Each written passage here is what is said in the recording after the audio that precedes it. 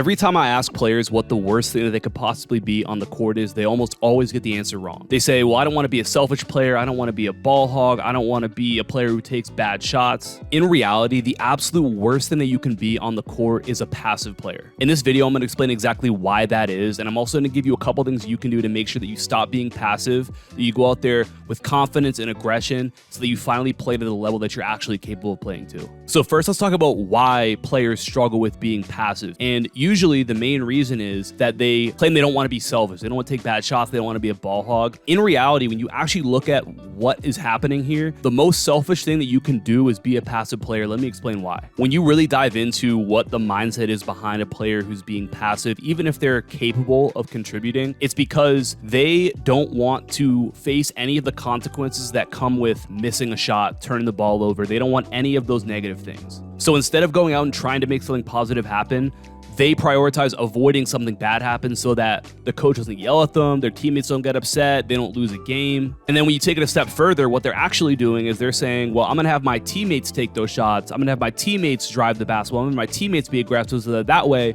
if they miss the shot, if they lose the ball, if they make a bad decision, then the coach is going to yell at them, or the rest of the team is going to be mad at them, or they're going to look bad in front of the crowd instead of me. So that idea of being passive is actually just a way of self-preservation and making sure that you don't have to experience any of those negative things that could come along with taking a risk. Framing it that way, being passive is actually an incredibly selfish move. And it's the age-old term that sometimes being unselfish is actually the most selfish thing that you can do. Now let's flip that. Sometimes being selfish is the most unselfish thing you can do. When you have a great opportunity to make a shot that is going to help your team, when you have a great opportunity to drive to the basket and that's going to help your team, you owe it to your teammates to do that. And you owe it to your teammates to take the risk of saying, I might miss this shot, I might lose the ball, I might look bad, I might have to hear it from my coach, or I might look bad in front of the crowd, or I might cost us a possession. And if I go out and I take those open shots that I'm capable of making and I miss a bunch of them, we might lose the game, and I have to be able to live with that. That right there is actually being an unselfish player. That right there is being a great team player. And then the other reason why being a passive player is like the worst thing you can be in basketball is because you're not going to get anywhere. A lot of players think that by avoiding doing bad things, it's going to help them to be able to get a certain role. It's going to help them to be able to progress up, make it to the next level, be able to have the accolades and all the things that they put in work to be able to get. But you actually need to make it your goal to be a much more polarizing player. When a coach looks at you,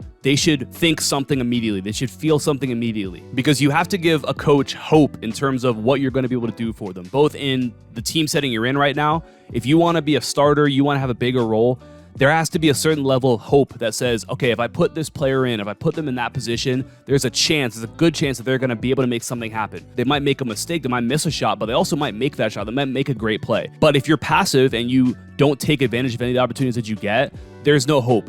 They know if I put that guy in, like he's nothing's gonna happen. But then if you have any aspirations of making it to the next level, no coach is recruiting a player who doesn't move the needle either way. Obviously, the best thing you can be is somebody who goes out and makes a positive impact every single play. But the next best thing behind that would be somebody who goes out and tries to make something happen and doesn't. You miss shots, you lose the ball, because at least you're out there giving yourself a chance. You're giving your team hope. You're giving your coach hope by actually trying to make something happen. When you avoid the bad, you don't take enough risk for any of the good to be able to happen. So let's talk a little bit about how you can get past being a passive player and become confident, become more aggressive. The first thing is to do is really detach yourself from the outcomes, from the results. And you have to look at the things that you're doing. Are they good or are they bad? If you're working on a specific type of shot, you're working on a specific type of finish, or on your driving ability, whatever, you go into practice and you consistently do those things so people know that you're capable of it, then you owe it to them to go out and try to do those things. You don't necessarily owe them the results. You don't owe them the success, because you don't control all of that. What you do control is actually the effort of doing those things. So if you look after a game and you went 0 for 20, but all 20 of those shots you took were shots that you can make, were good shots, they were open shots in the flow of the game, they all made sense, then you can't look at that as like a terrible game and think to yourself, well, now I need to shoot way less. You have to be able to accept the fact that the outcome doesn't always mirror the good decisions that you make. But going with that, the really positive part of it is that something called the law of averages is going to work in your favor. You are not a 0% shooter. Like, you've made a shot before in your life. So when you know I've missed a bunch of shots, I've turned the ball over a couple times, things have not gone my way, your mindset needs to go from, oh, well, I guess I'm doing too much, I'm overdoing it, I got to take a step back and do less. Your mindset's got to be, well, I'm not a 0% shooter, so I'm owed a make here. I'm owed something positive happening. Because the reality of it, the fact of it is that you are. And every miss, every mistake that you make gets you closer to that positive play happening. When you really internalize those things, you focus on the process instead of the outcome, and then you also go out there with a confidence and the belief that, hey, the law of averages are going to work out in your favor and you are